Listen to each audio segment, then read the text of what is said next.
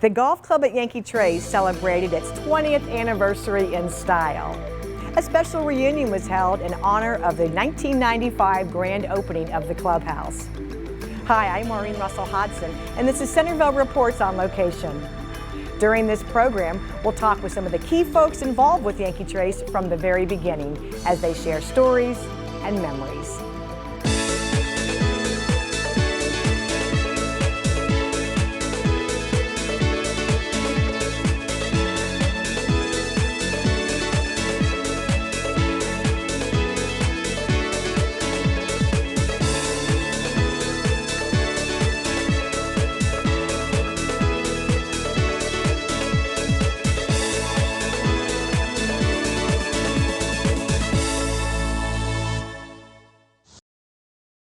Back in the early 1990s, an ambitious Centerville City Council made the decision to build a golf course that would provide recreation as well as offer a community gathering place. Well, you know, it's really funny. I was elected in 1989. The very first meeting we had, they called me and the other new council member in, Mark Beasley, and told us of this plan that had been aborting for, I don't know, 2-3 years at that point. They already had options on a lot of the land.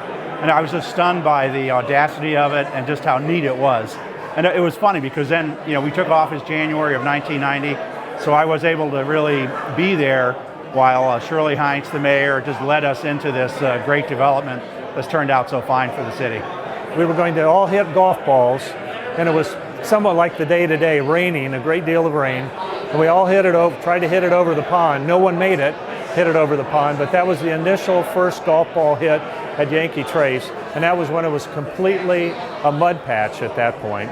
And there was no grass or anything. All we had was Gene Bates, the golf course designer, was beginning to design the course at that point, and just a little bit of shaping going on. Shirley hit the first golf ball. That was, I believe, a Saturday morning, and then we all went back and discussed further aspects of the course back at the city building. We heard the buzz, the council's considering, a golf course.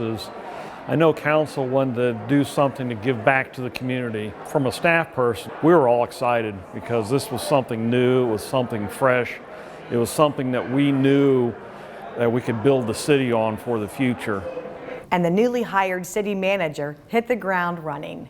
Well, I received a phone call from Shirley Heinz in early 1992 asking me if I'd be interested in being the next city manager at Centerville.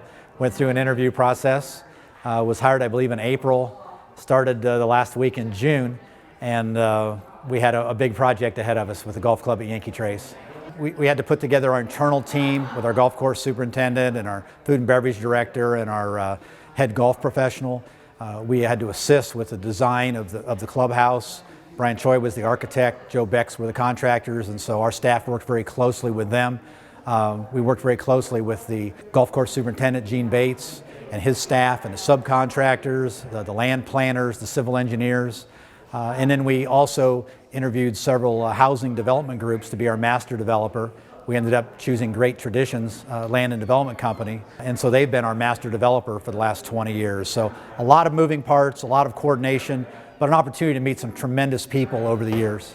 I was lucky enough to be involved in this project from the conceptual moment when it was born, when City Council decided that they wanted to build a first-class recreational amenity for the city, through the completion of the project as far as the golf course and the clubhouse was concerned. I was the assistant city manager during that time, and I was also the project manager for the golf course and the clubhouse, so I literally was on the ground the entire time. So to see this beautiful golf course and to see this gorgeous clubhouse alive and well and being embraced by the community is so rewarding. A staff of professionals was hired to handle the growing golf course development. Well, when I first started, it was bare dirt. We were still doing construction. Some of the holes were starting to take shape. We were working really out of the city building and coming out here every day and then back to the city building a number of times. So there was just a lot of bare ground, big equipment being used to kind of shape the earth, and kind of a lot of the features were in, the greens, some of the tees were in, but some of it hadn't even been started yet. My job was to oversee the construction part, and obviously when I got here, Steve Lambert was here for about 8 months. The first 8 months, Steve Lambert was here, but then Steve left shortly thereafter. And so I took over for Steve, as well as overseeing the completion of the construction, but then also the grow-in. Because once the construction was done, we had to get the grass growing and get the golf course ready for play. And that was part of my job as well. And then obviously once the golf course was ready and we were ready to open for business, it was the day-to-day operations of the golf course and making sure it was ready for play. Well, I'll never forget the first time I actually walked the property. It was a few months after I'd been hired, probably April or May, I guess, of '94. And it was wide open, flat, basically barren land. I mean, obviously the golf course had been designed, but we planted 2,000 plus trees. Those weren't in the ground yet. So it was, it really wasn't much to look at, in all honesty. And, but obviously it took shape over time. I mean, the golf course was good, and being, familiar with the game as much as I was, you could see the potential. But as far as what there was to see, there wasn't much to look at. No clubhouse, no trees, no people. It was pretty wide open out here. Well, started in March of 1994. Holes 2 through 8 on the Heritage Course was pretty much finished, shaped in, and seeded. We helped kind of finish growing that in. Midwest Golf was here, and they started developing the back 9 and the 3 practice holes. And it was pretty flat, not much character to it, but once you seen the big pans and dozers started working, they really did a great job mounting up, shaping the golf course in. It really looked nice. First thing I started was to put together menus, hire employees. The building plans were pretty much done, but the only piece that I had anything to do with as far as design was actually the kitchen. So working with designers to put the kitchen together, order all the equipment, order all the furniture, and get the clubhouse ready for opening, and so we can have it ready to go. After much research and discussion, City Council and staff put together a top-notch team of golf course designers, builders, and staff to begin the construction process. I went through an interview process like so many other golf course, well, not even golf course architects. I forget exactly how the invitation read, but we had to be a planning and golf course architectural team. And so what I did, I put together the team of David Jensen and Associates from Denver, Colorado as land planner. I'm a golf course architect, so Bates as golf course architect. And then we also had an engineering firm, Barge, Cannon, and Wagner and Sumner, who had an office right here in Centerville as our engineering firm. And so we presented ourselves as a team, and each had a particular discipline that we would really focus on, but the disciplines had to overlap. And so apparently we came off as being a good unit, and council liked us and selected us.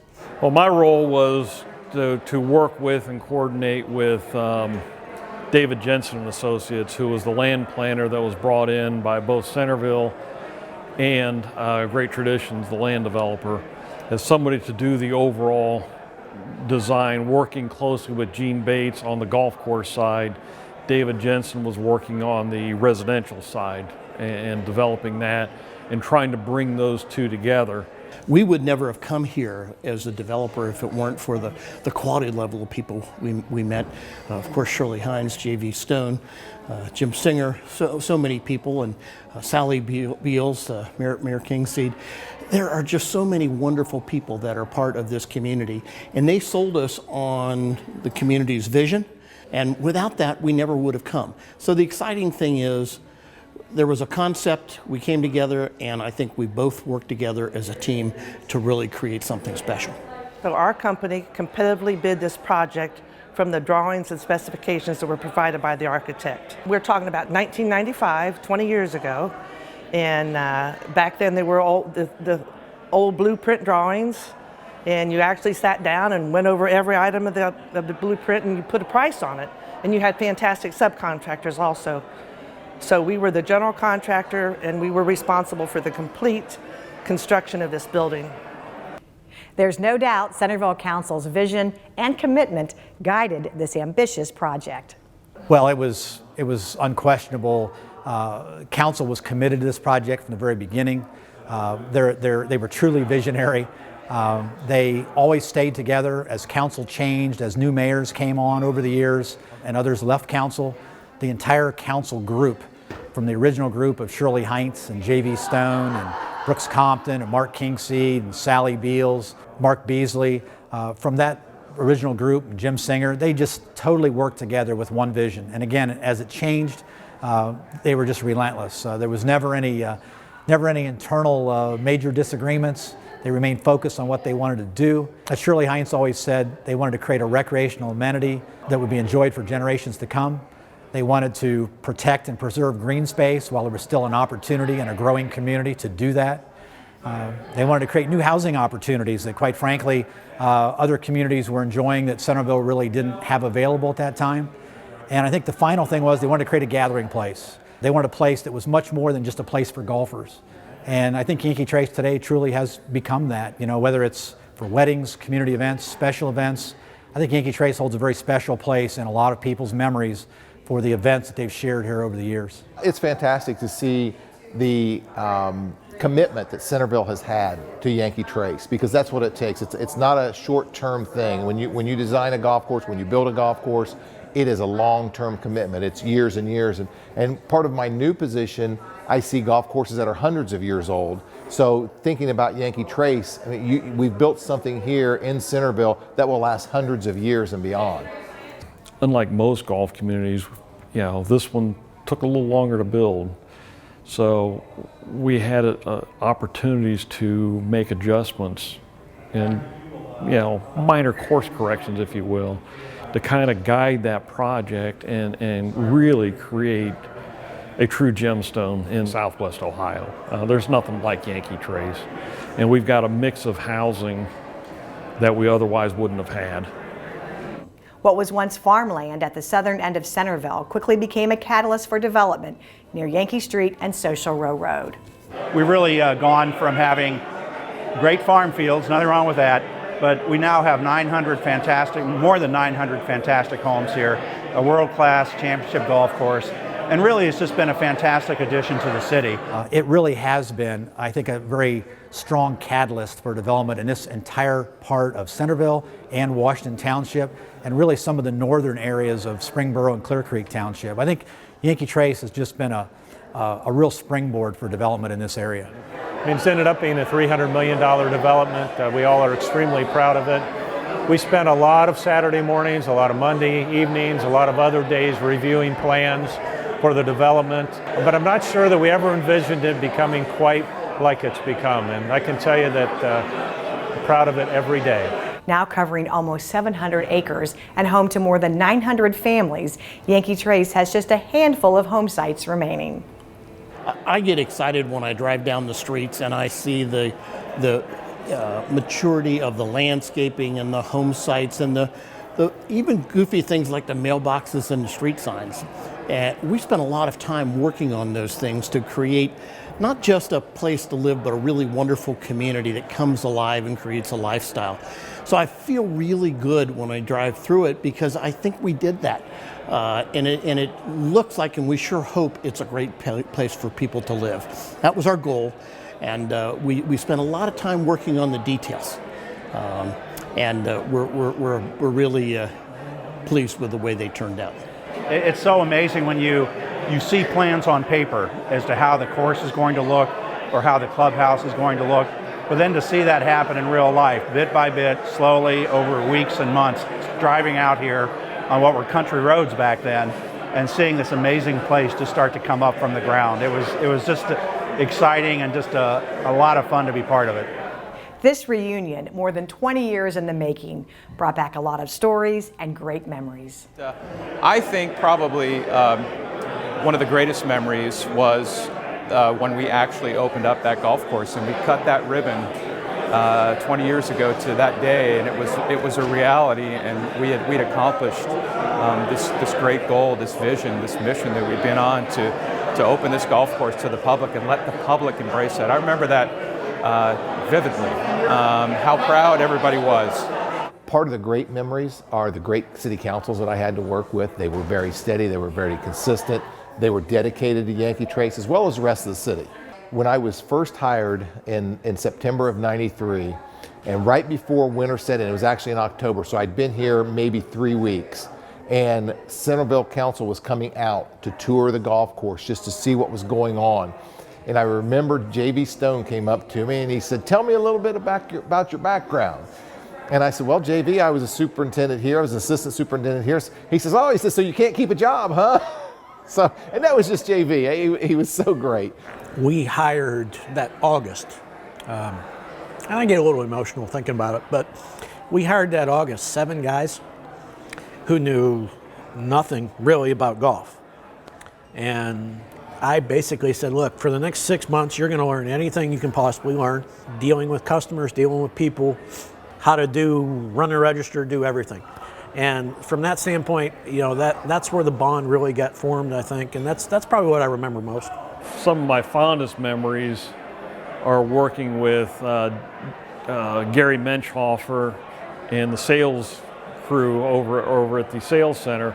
Every house that came through Yankee Trace to be built had to go through a design review, and that was set up initially by the city council and Great Traditions to make sure the quality throughout Yankee Trace was preserved. So, you know, while it sounded a little mundane, you know, those were some neat times because you could slowly watch the whole project evolve. Yankee Trace was a once in a lifetime for anybody in the planning profession, you know, as city planner. You know, to go from the original concepts and designs and layouts to the actual construction, and 20 years later, you know, it being, you know, 100% complete is just phenomenal. When the course was being built in 1994, before it opened in 95, they were putting down the grass seed.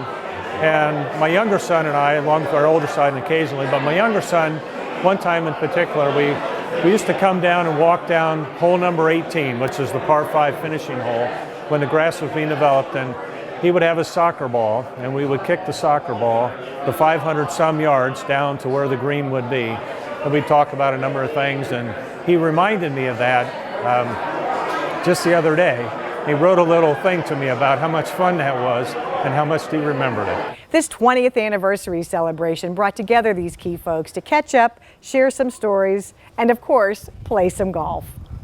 We started with a real warm reception, brought everybody together so they could see faces they hadn't seen in some for almost 20 years. We're getting ready to go outside now that the weather's cleared up, and we're going to do a ribbon cutting reenactment in the front under the portico. Chef Pat has prepared a really great luncheon for everybody to enjoy, and we're going to hear from several speakers. The Mayor Kingsley will start us off. City Manager Greg Horn, Gene Bates, our golf course designer, will be here, and then Tom Humes from Great Traditions Land and Development Company as well. There have been only 3 head golf professionals, 2 food service directors, and 2 golf course superintendents throughout the history of the golf club at Yankee Trace, whose staff remains dedicated and consistent. We have great staff, and I think that's shown in events like today, that over the years people just tend to stay. A lot of places have turnover year after year after year, and we just have a great consistent core group of people, and it just seems to continue seamlessly throughout the years. The community supports us. The golfers really love Yankee Trace.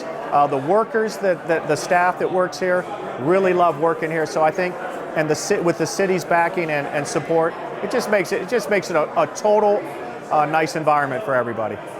Since opening in 1995, the golf club at Yankee Trace has racked up numerous awards and accolades, including serving as home to the PGA Tour's nationwide tour, now called the Web.com Tour, being named one of the country's top 10 municipal golf courses by Golf Digest, and consistently earning 4.5 stars. Each year, our municipal course is voted Best of Dayton. In January 2018, the course will be debt-free, 2 years ahead of schedule. By offering a championship-level course, outstanding service, and friendly and professional staff, the golf club at Yankee Trace is well-positioned to continue its legacy of success. The future of the golf club at Yankee Trace looks very bright. We have a city council who's been very fiscally focused on paying off the debt for Yankee Trace. So by the next 5 years, we will be debt-free, which will allow us to continue to invest in Yankee Trace. It is a 20-year-old facility, so we have seen some upkeep that's necessary. We've really accomplished some great projects out on the course this past year, and I just see those investments continuing. I think the City Council is forever focused on keeping Yankee Trace really the southern gem of the city that it is. I hope that we can continue attracting people here for their special moments, their wedding ceremonies, their golf outings. I hope that we can keep those memories going for people to make new ones as well. For all those ever associated with the golf club at Yankee Trace, we thank you for your support. For more information, visit yankeetrace.org or call 438-GOLF. That's going to do it for this show. Thanks for watching, and here's to another 20 years.